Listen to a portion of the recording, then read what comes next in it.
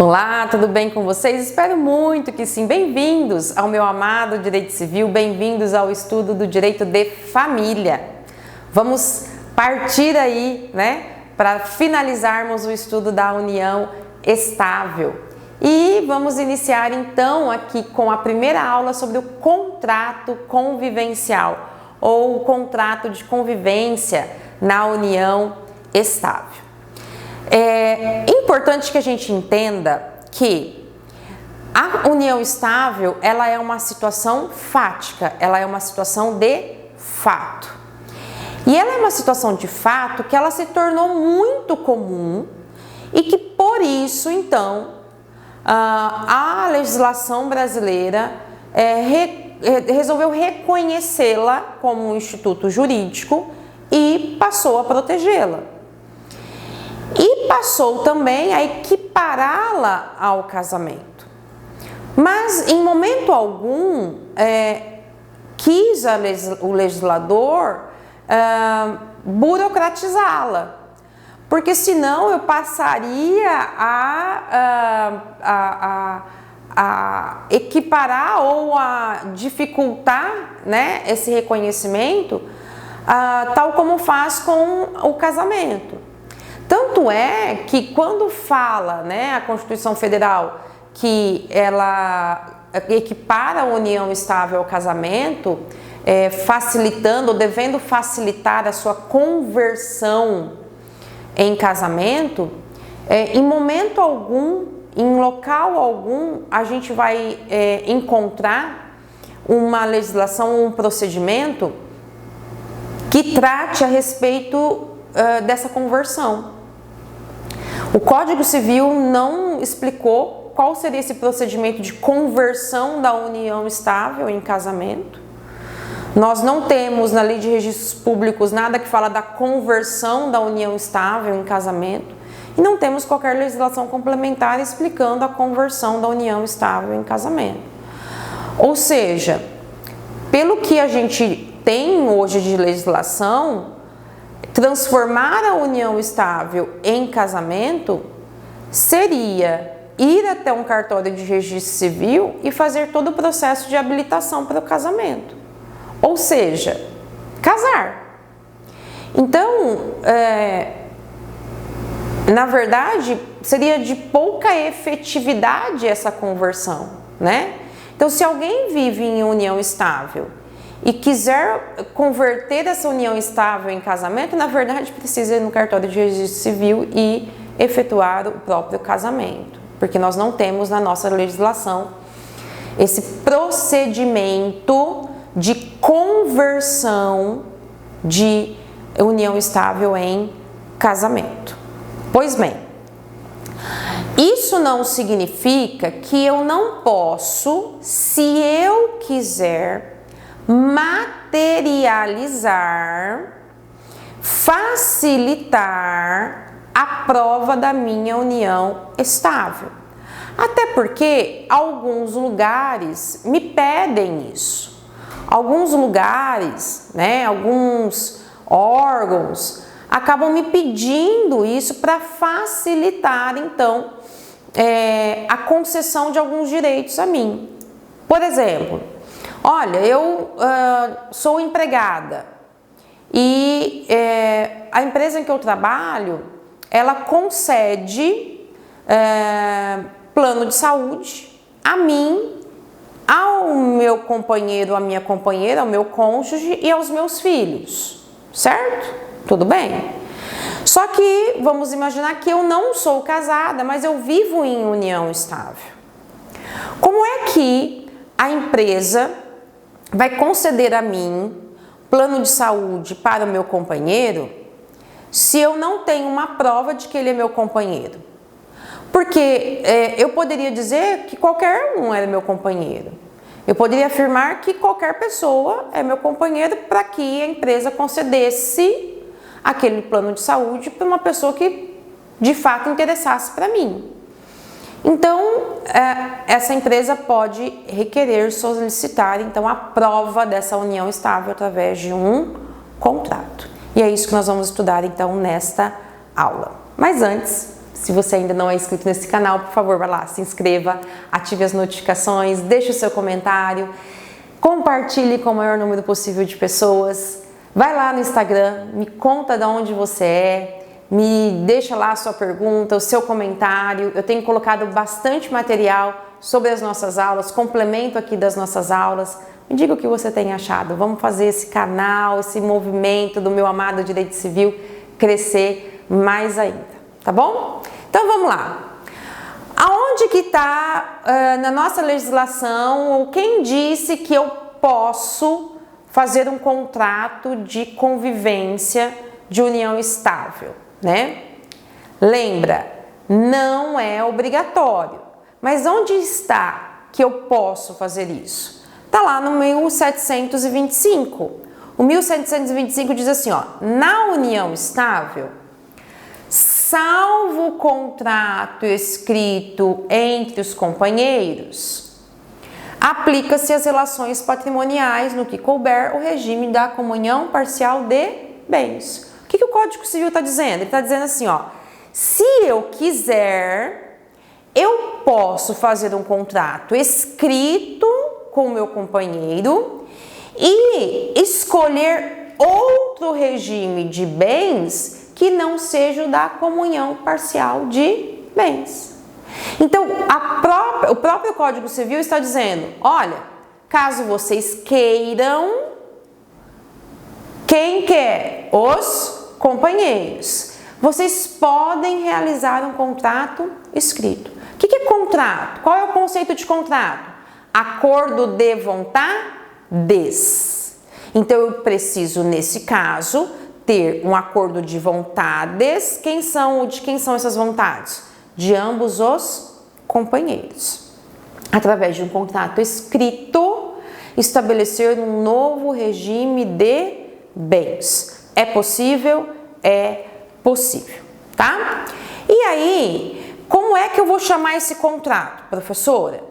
Esse contrato, eu posso chamá-lo de contrato de convivência ou eu posso chamá-lo de contrato particular de convívio conjugal. Tanto faz, tá?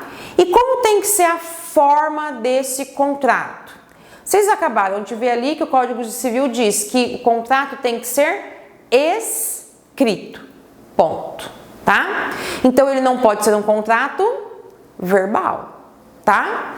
Então, a gente está falando aqui, e eu tenho que deixar bem claro para vocês, que esse contrato, ele é única e exclusivamente para provar a existência da união estável e a existência de um novo regime de bens que não seja o da comunhão parcial de bens.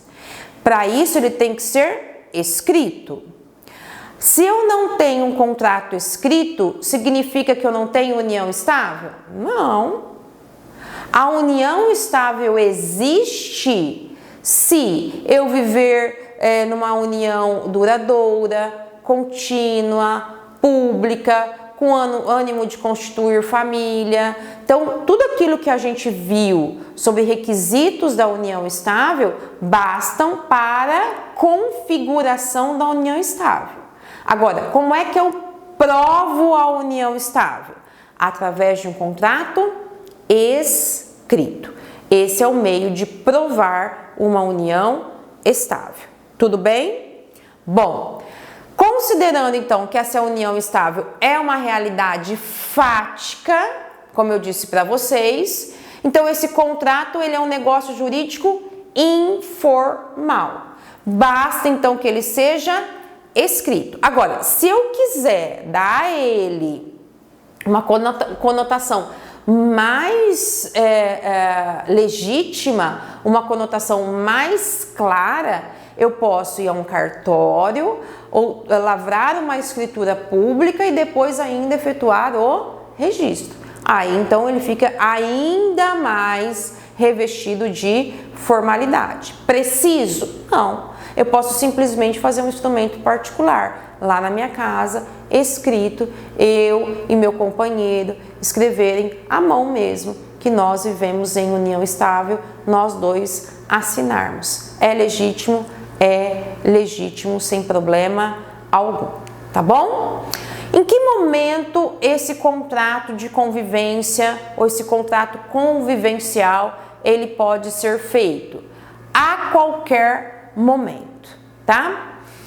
Vamos lembrar que o pacto antinupcial, ele nada mais é do que um contrato. Esse contrato convivencial, ele equipara-se ao pacto antinupcial. O que é o pacto antinupcial? Na verdade, ele é um acordo de vontades para a gente escolher um regime de bens que não seja comunhão parcial de bens. Porque o regime supletivo, o regime padrão adotado pelo Código Civil é todo mundo que se casa pelo regime da comunhão parcial de bens. Se eu não quiser esse regime, qual regime que eu vou ter que buscar? O que eu vou ter que fazer? Pacto antinupcial, que é então um acordo, um contrato. Esse contrato tem que ser feito quando? Obrigatoriamente antes da celebração do casamento. Ali antes do processo de habilitação para o casamento. Ali tem que ser feito o pacto. O contrato convivencial é a mesma coisa do pacto antinupcial. É onde eu vou escolher outro regime de bens a não ser o regime parcial de bens. E aí, em que momento eu vou fazer esse contrato? Tem que ser antes de eu viver junto? Tem que ser antes de nós morarmos juntos? Não, ele pode ser feito a qualquer momento. Geralmente ele é feito depois, porque a união estável ela tem essa informalidade, né?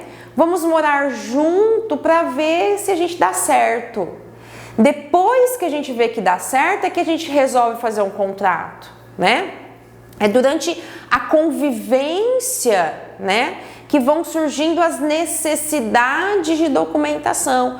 O banco pediu um contrato, a empresa pediu um contrato, a escola pediu um contrato.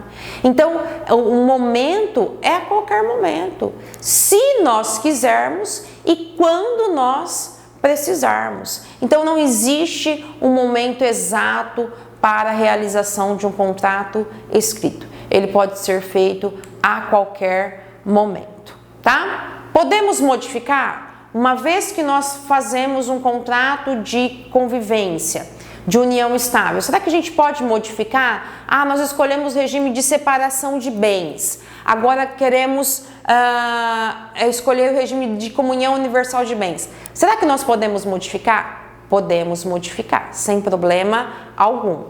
Só que essa modificação, ela tem que acontecer por ambas as partes, tá? A gente vai ver na nossa próxima aula que esse contrato ele pode ter não só a questão do regime de bens, mas outras disposições legais. Então, toda vez que eu faço uma modificação, um aditivo do contrato, ambos os contratantes precisam concordar a respeito disso.